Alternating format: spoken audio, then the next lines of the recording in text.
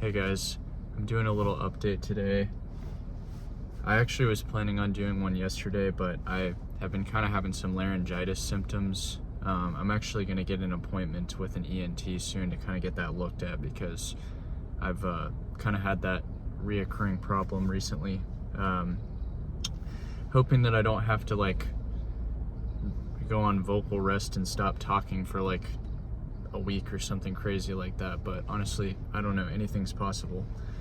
But it's not too bad right now, so I'm hoping that it'll just be something that's a pretty easy fix. But yeah, so I just wanted to do a little update and let you guys know what's going on. So right now I am getting very close to being a month clean from this addiction, and I've had a little bit more help this time than I've had in the past because I mentioned in a few videos ago that I got into therapy, and my therapist has been giving me some tools to use kind of specifically when these urges happen. So that's been really helpful. Some of them are things like imagery, like when we have these thoughts, basically the idea of casting them away and just letting them go, kind of like a stream. But the image is basically you imagine yourself sitting under a tree that's right next to a stream, and whenever you have a thought that occurs, you think of it like it's one of the leaves on the tree, and so you pick it off and then you set it in the stream and let it flow away. And it sounds kind of funny, but it really is pretty helpful. Whenever your mind focuses on something negative or something that is not helpful to you, I think it's especially just good to practice the mental work to do that, because especially after everything that just happened in my life, you know, I was having a lot of anxiety, a lot of thoughts that were not very helpful to my recovery or for just moving on with my life. So I've been doing that exercise a lot. And then also, you know, when you're taking a shower in the morning or making breakfast or whatever you might be doing,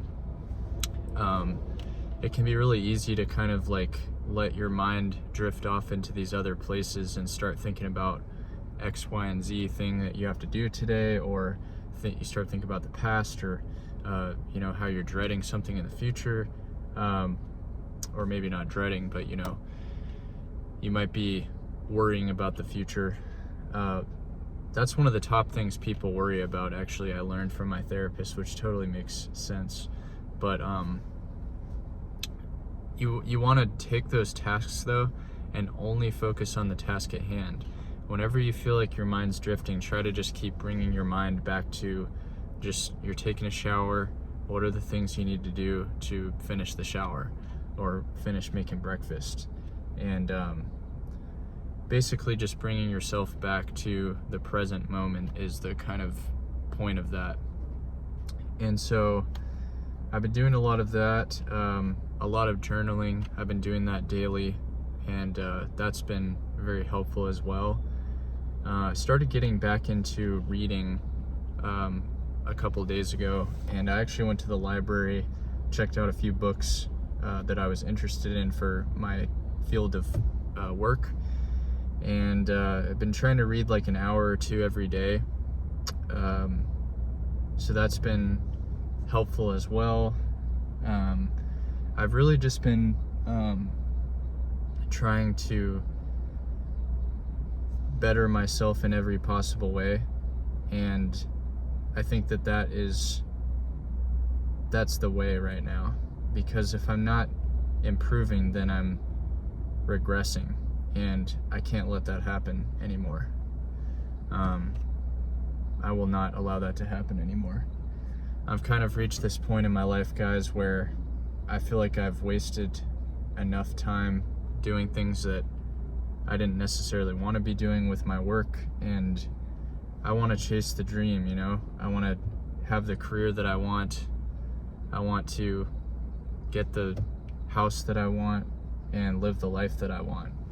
And, you know, we can feel bad for ourselves and settle for less and keep picking up these jobs we don't really want to do.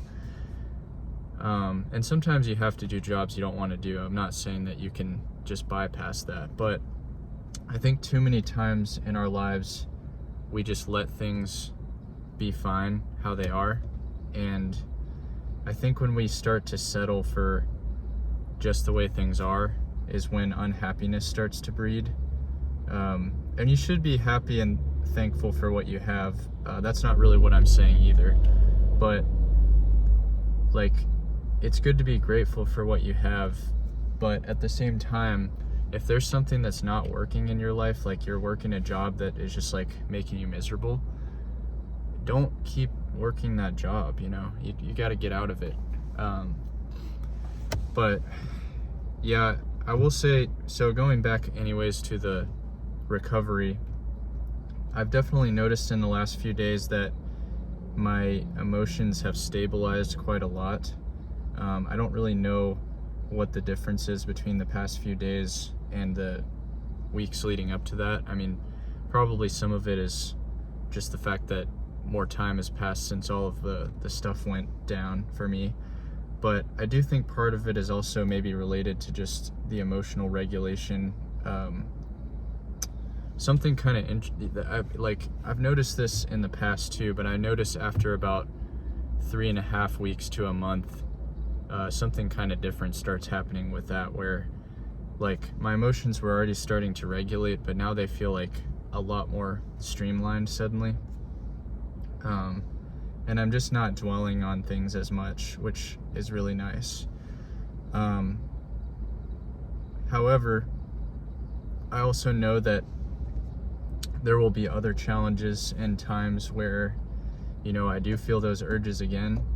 But the nice thing about it this time is that I have more tools at my disposal, and I'm actively implementing those tools a lot more now.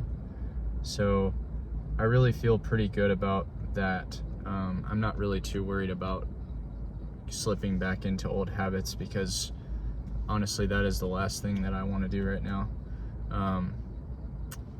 But as far as confidence goes, I don't know. It's kind of interesting because I've done this a lot in the past, and I definitely have noticed improved confidence, even just with doing this for almost a month. But I also know that confidence is going to become even more present with more time. And it's not even just a chemical thing, guys. I mean, you know, I don't know. I'm not like a biological scientist or anything, so I can't say I know everything about this, but I will say that part of it is very emotional too. Like, we don't realize sometimes that when we're doing something that other people don't know about, and we're kind of like hiding this part of ourselves, or I don't even know, it is a part of you, but it's more like a part that you've developed, not actually a part of your purest self. When that's happening, you may be letting it out in ways that you don't even realize sometimes. And that's definitely something that I have noticed. Like, I didn't even know that this was a result of it, but I noticed when I would talk to people or talk to my partner, you know, I had a very short fuse. And I don't mean that I would get really angry or anything, but what I mean is, like, I would get easily overwhelmed, frustrated, when there was something hard or a difficult conversation needed to happen, and it would emotionally just cause more friction in my day than it needed to, when I could have easily just expressed what I needed to say and then moved on with the day. And that, when I really think about it, is deeply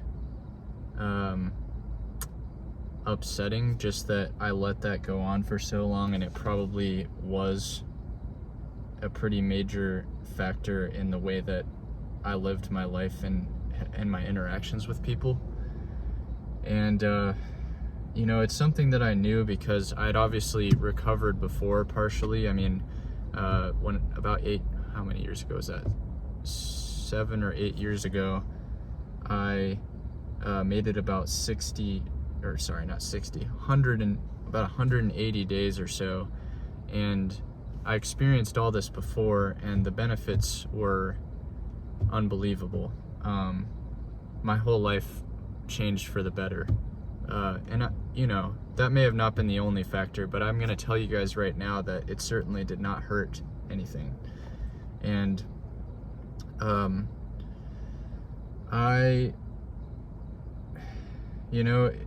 it really is like upsetting when you think about, if you've been addicted to something for a long time, like how many different situations in your life that may have impacted, even if indirectly. And like I was saying though, if you hide something like that, you are going to not feel emotionally connected with people, and because of that, other people are not going to feel as emotionally connected or safe with you. And it's like a subconscious thing. This is not something that's like you talk about, or it may not even be something that someone else necessarily like says consciously to themselves, like, oh, I don't feel emotionally comfortable with this person. It's more of something that is felt, and at first it might not be felt that much, but over time, when that continues to happen, your friendships and all these different connections in your life, people are going to start to feel like distant from you in some ways. Now, I might just be going a little over the top with this, but I really do think that there is some truth to what I'm saying, because I've been in many relationships, friendships and relationships where, I was immersed in the addiction, and some of those times I was more immersed in it than others, but I will say that I have noticed a direct correlation with when I was immersed in it and when things would start to not go very well in my life. And a lot of those things were more like my mindset was not good. And when you go into something like a conversation, or when you go into like whatever it might be, like a meeting with a job, or like a date, or whatever it might be, if your mindset is already not good and you don't feel good about yourself before, how do you think that is going to translate when the other person is trying to get to know you?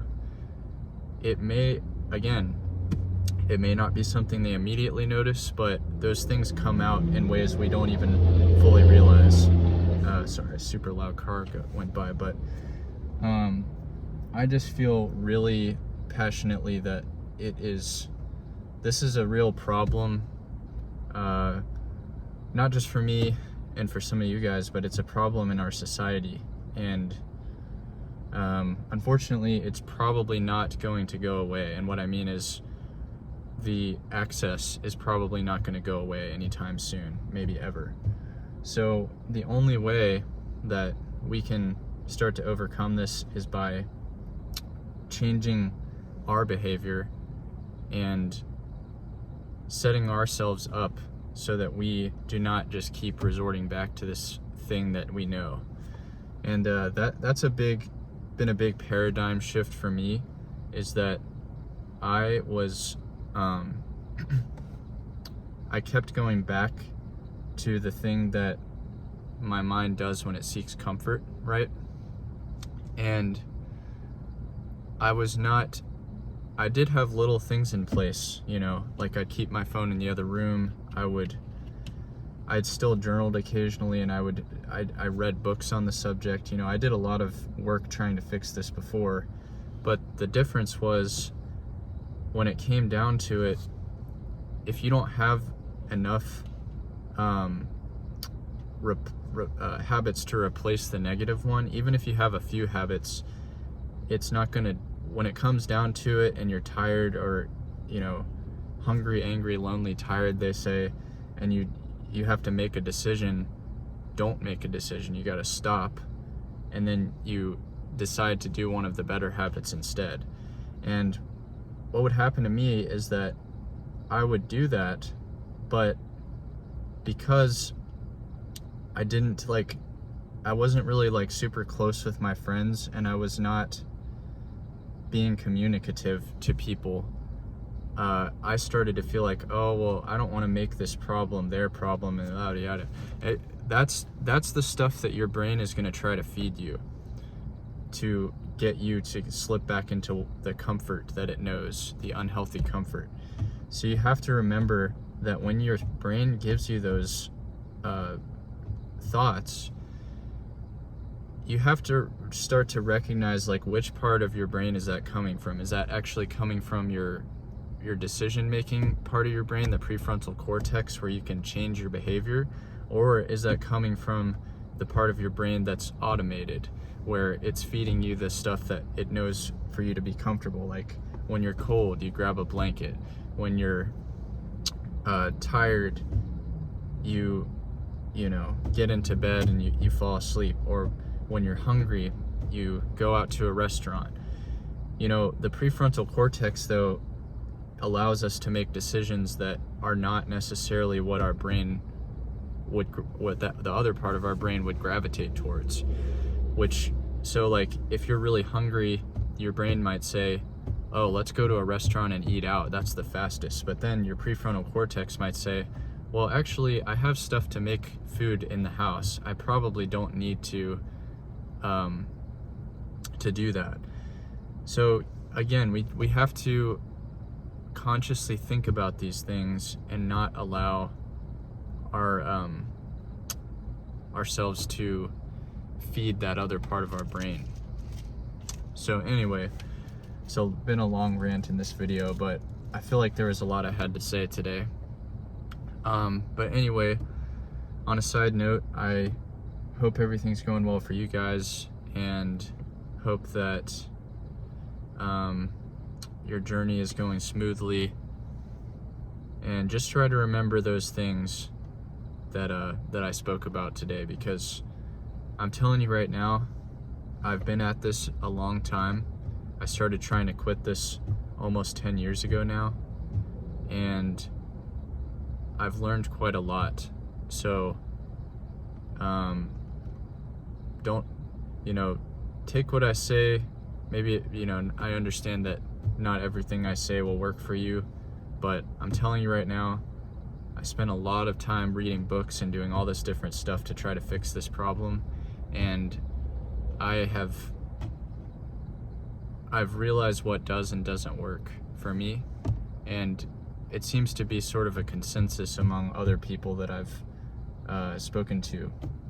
So anyhow, I'll update again soon, but in the meantime, hope you guys have a good week.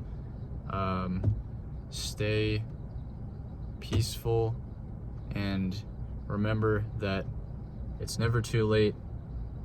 You got to do what you got to do whenever the time feels, well, I was going to say when the time feels right, but you've got to do it as soon as you can, because I'm telling you, the longer that you stay at it, it will continue to just mess up your life. And it doesn't get better, it never gets better if you keep doing it. So just remember that. But anyway, I will update again soon. All right, peace.